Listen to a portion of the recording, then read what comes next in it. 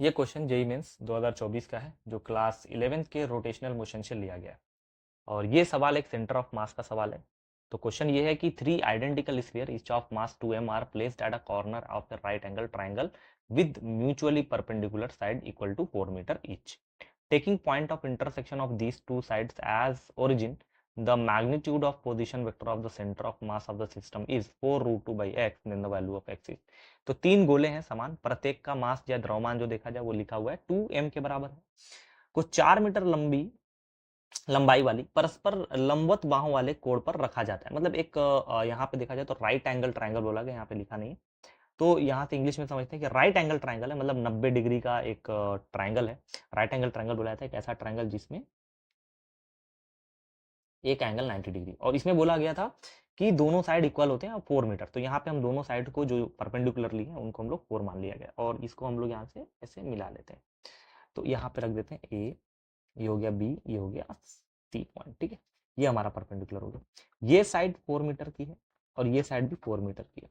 और हमसे ये कहा गया था कि टेकिंग पॉइंट ऑफ इंटरसेक्शन, इन दो भुजाओं के प्रतिच्छेद बिंदु, मतलब ये दोनों भुजाएं जो ये काट रही हैं इस पॉइंट को, हम 0,0 मतलब एक प्रतिच्छेद बिंदु को मूल बिंदु मानेंगे।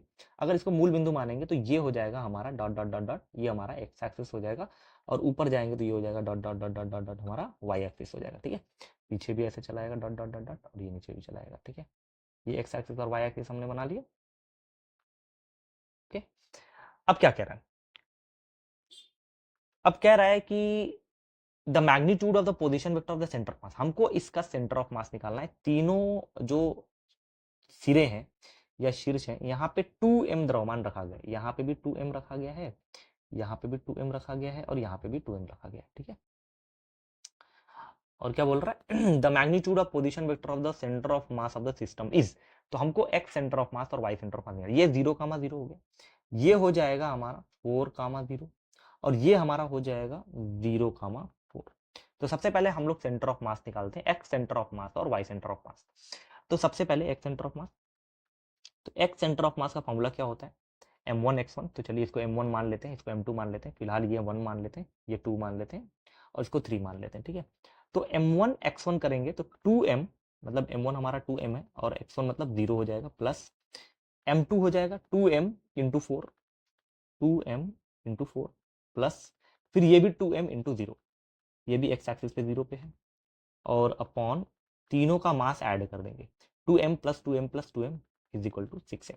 ये 0 ये 0, तो हो जाएगा 8m बाई 6m, तो m से m तो कैंसिल आउट हो जाएगा, 2 से काटेंगे 4/3 आ जाएगा। तो x सेंटर ऑफ मास हमारा आ गया 4/3। इसी तरह y सेंटर ऑफ मास जब निकालेंगे तो m1 2m, अब इसका y एक्सिस से मल्टीप्लाई करेंगे मतलब 0, फिर अगला 2m, ये 2m, इसका y एक्सिस 0, अब लास्ट थर्ड उसका भी मास 2m, उसका y क्वाड्रेंट 4, तो 4 से मल्टीप्लाई कर देंगे, और नीचे टोटल मास। ठीक है, टोटल मास कितना है 6m, ये 0 ये 0, तो 4 to the 8, 8m by 6m, तो m से m कैंसिल आउट हो जाएगा, तो हमारा आंसर आएगा 4/3। तो x सेंटर ऑफ मास और y सेंटर ऑफ मास दोनों का अगर हम लोग निर्देशांक निकाल लें तो आ जाएगा 4/3 4/3। कहाँ पे पाया जा रहा है? ये 4/3 4/3 पे पाया जा रहा है। अब ये कहीं भी हो सकता है, यहाँ पे पॉइंट कहीं भी हो सकता है। अब मान लेते चलिए यहाँ पे आ गया। ठीक है, 4/3 4/3। अब 4/3 4/3 चलिए मान लेते हैं आ गया है, तो इसका हमको क्या निकालना था? Position vector. अब इसका पोजीशन वेक्टर जो आएगा उसका हमको निकालना है मैग्नीट्यूड। तो इसका मैग्नीट्यूड मतलब जो आर आया, आर सेंटर ऑफ मास, उसका हमको निकालना है मैग्नीट्यूड। मैग्नीट्यूड कैसे निकलता है? अंडर रूट एक्स एक्सिस का जो क्वाड्रेंट आया उसका स्क्वायर प्लस वाई क्वाड्रेंट है उसका स्क्वायर, तो 4/3 का होल स्क्वायर प्लस इसमें भी 4/3 का होल स्क्वायर। ठीक है, स्क्वायर करके निकालते हैं तो हमारा आंसर आ जाएगा, ये हो जाएगा 16/9 प्लस 16/9, तो ये हो जाएगा 2 टाइम्स 16/9। ठीक है, 2 टाइम्स 16/9। तो जो आर आया, मतलब जो मैग्नीट्यूड आया, magnitude of centre of mass जो आया वो आ गया। अगर हम लोग इसमें से बाहर निकालें तो 4/3 तो बाहर आ जाएगा, 4/3 और √2 बच जाएगा। और तुमसे यहाँ पे क्वेश्चन बोला गया था magnitude of the position vector of the centre of mass. हमारा क्वेश्चन में आंसर सेंटर ऑफ मास दिया होता 4√2/x। अगर हम यहाँ रख दें 4, ठीक है, 4 √2 by x is equal to 4√2/3। तो यहाँ से कंपैरिजन करने पे पता चल रहा है कि एक्स की वैल्यू कितनी आ जाएगी। तो लिखेंगे बाई कंपेयरिंग, अगर हम यहाँ से दोनों को कंपेयर करें तो एक्स की वैल्यू हमारे पास 3 आ जाएगी। तो ये क्वेश्चन भी काफ़ी इजी हो गया, क्योंकि हमारा 3 पॉइंट्स दिया था, मतलब 3 मासेस थे, जो बोला था कि एक इक्विलेटरल ट्राइंगल के तीनों कोनों पर रखे गए हैं, 2m 2m 2m मास है, और जो साइड्स था वो 4m था। फिर बोला गया था कि जो दो परपेंडिकुलर साइड्स हैं, जो जो उनका कटान बिंदु है, जहाँ पे प्रतिच्छेद कर रहे हैं, जहाँ पे इंटरसेक्ट कर रहे हैं, उस पॉइंट को मूल बिंदु मान लिया गया। तो उस मूल बिंदु से अगर देखा जाए तो फिर एक्स एक्सिस और वाई एक्सिस हम बना लिए। फिर सारे जो मासेस थे उनके क्वाड्रेंट्स लिख दिया गया, 0 0 4 0 और 0 4। फिर यहाँ से एक्स सेंटर ऑफ मास और वाई सेंटर ऑफ मास निकालना आसान हो गया। एक्स सेंटर ऑफ मास का फॉर्मूला होता है m1 x1 plus m2 x2, ऐसे करते करते, और वाई सेंटर ऑफ मास होता है m1 y1 plus m2 y2 plus m3 y3 upon m1 plus m2।